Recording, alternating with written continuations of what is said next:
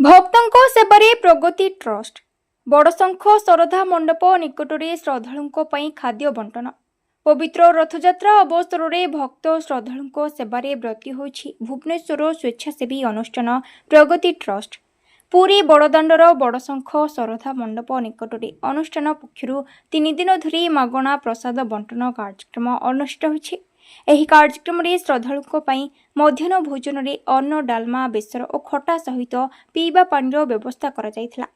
ଅନୁଷ୍ଠାନର ପ୍ରତିଷ୍ଠାତା ଗଦାଧର ବରାଳଙ୍କ ଅଧ୍ୟକ୍ଷତାରେ ଆୟୋଜିତ ଏହି ସେବା କାର୍ଯ୍ୟରେ ପ୍ରଶାନ୍ତ ବିଦ୍ୟାଧର, ଧନେଶ୍ୱର ସାହୁ, ରିଙ୍କି ବାରିକ, ମାଧବ ସାହୁ ଓ ବଟକୃଷ୍ଣ ବାରିକଙ୍କ ସମେତ ଅନୁଷ୍ଠାନର ସମସ୍ତ ସଦସ୍ୟ ଓ ସଦସ୍ୟମାନେ ଉପସ୍ଥିତ ରହି ସୁଚାରୁ ରୂପେ ପରିଚାଳନା କରୁଥିଲେ।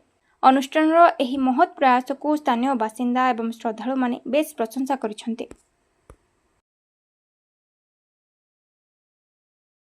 ପୁରୀରୁ ମନୋଜ କୁମାର ବଳିଆରସିଂଙ୍କ ରିପୋର୍ଟ, ଜିଲ୍ଲା ଖବର।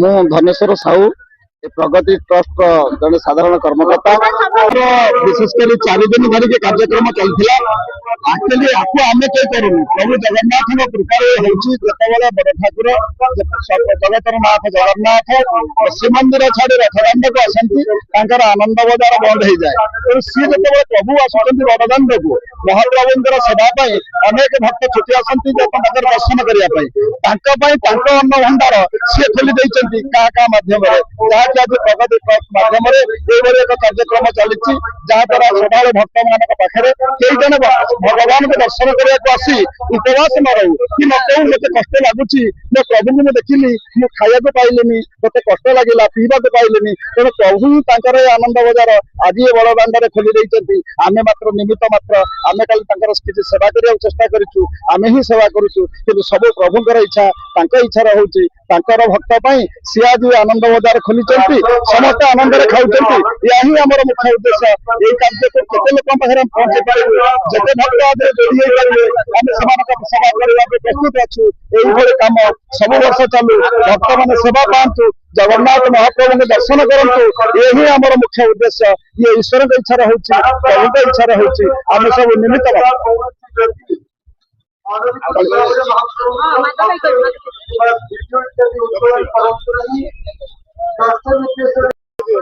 नमस्कार। जय श्री जगन्नाथ जय श्री जगन्नाथ जय श्री जगन्नाथ। मोर नाम माधव चरण साहू मु प्रगति ग्रुप जड़े मेंबर सदस्य आम निमित्त मात्र से प्रभु सेवा कार्य आम आसी एठी सेवा प्रदान कर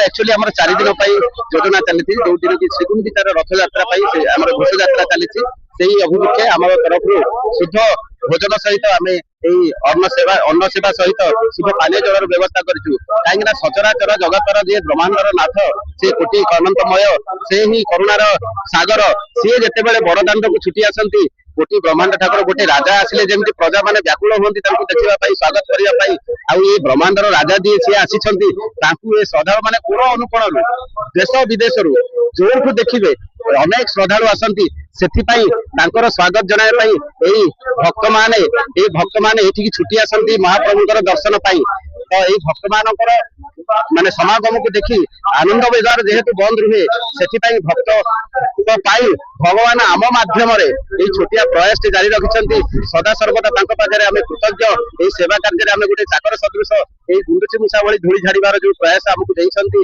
से आम मैंने पाखे चिर कृतज्ञ ये भक्त मान सेवारे एमती सारा जीवन लगी था एमती भगवान जय होमती भक्तर जय हो एमती चली था। जय श्री जगन्नाथ जय श्री जगन्नाथ जय श्री परिचय जय जगन्नाथ मो शिव जेना जन अवसर प्राप्त बीएसएफ जवान एवं समाजसेवी आज्ञा तलजंग नईकूल साई बर्तमान आज जो समस्या देखा मिलला मशाणी ठार आरंभ कर विद्यालय ठार आरंभ कर ग्राम पानी समस्या कौन कह आज्ञा आप जानते 2026 मसीह आजिकल डेट्रे देखा मिले प्रति गाँव में गोटे उन्नत धरण मशाणी किंतु तलजंग नईकूल साई कौन मशाणी ना आपण मैंने यहाँ स्वच्छ भाव आप देखले यार वीडियो कले यहाँ आपको कहवा आवश्यक नहीं कि मो कहवा कथा यदि पुरी सदर ठार 8 किलोमीटर दूर में अवस्थित आपड़ कहतु जब वर्षा दिन हो कौन बात्या हो कौन समय जब गोटे लोक मृत्युवरण कर ଆମେ ତାଙ୍କର ସମାଧାନ କେମିତି କରିବା? କ'ଣ ବର୍ଷାରେ ଭିଜିକିରି କରିବା?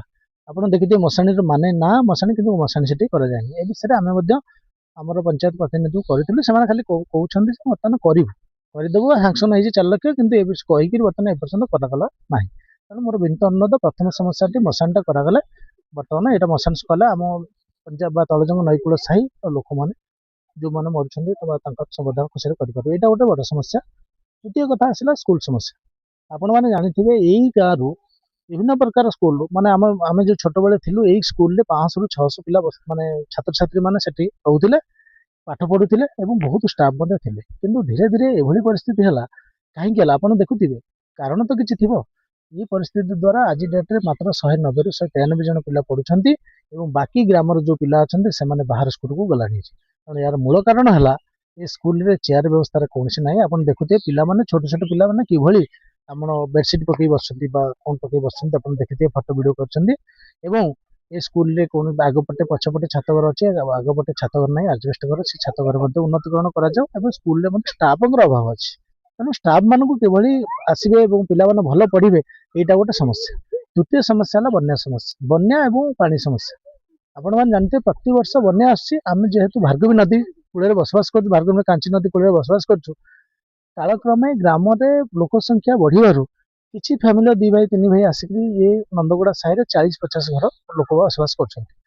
କାଞ୍ଚି ନଦୀ ବନ୍ଧ ଏବଂ ଏଠାର ଯିବା ଆସିବା ବନ୍ଧ ମଧ୍ୟରେ ଗ୍ୟାପ୍ ରହୁଛି 40ରୁ 50 ଫୁଟ।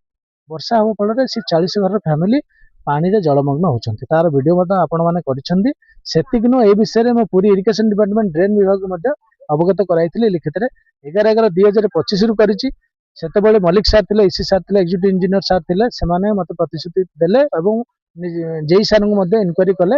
ଆସିକି ଇନକ୍ୱାରି କଲେ, କୌଣସି ପଦକ୍ଷେପ ନେଲେ ନାହିଁ। ଏବଂ ଏବେ ଯେଉଁ ସାର୍ ଆସିଛନ୍ତି, ଆମେ ମଧ୍ୟ ଗ୍ରାମବାସୀ ଯାଇକରି ଗ୍ରାମ କମିଟି ଯାଇକି ତାଙ୍କୁ ଅବଗତ କରିଲୁ, ସେମାନେ କହିଲେ କରିବା ପାଇଁ। ମୋର ଅନୁରୋଧ, ଯଦି ଗ୍ରାମ ପାଣି ଆସୁଛି, ଆପଣ ଦେଖିଥିବେ କ୍ଲବ ଘର, ମନ୍ଦିର ସାଇଟ୍ କିଭଳି ଭାବରେ ବୁଡ଼ିକି ଅଛି, ଦେଖୁଥିବେ ଲୋକ କିଭଳି ବୁଡ଼ିକି ଅଛନ୍ତି।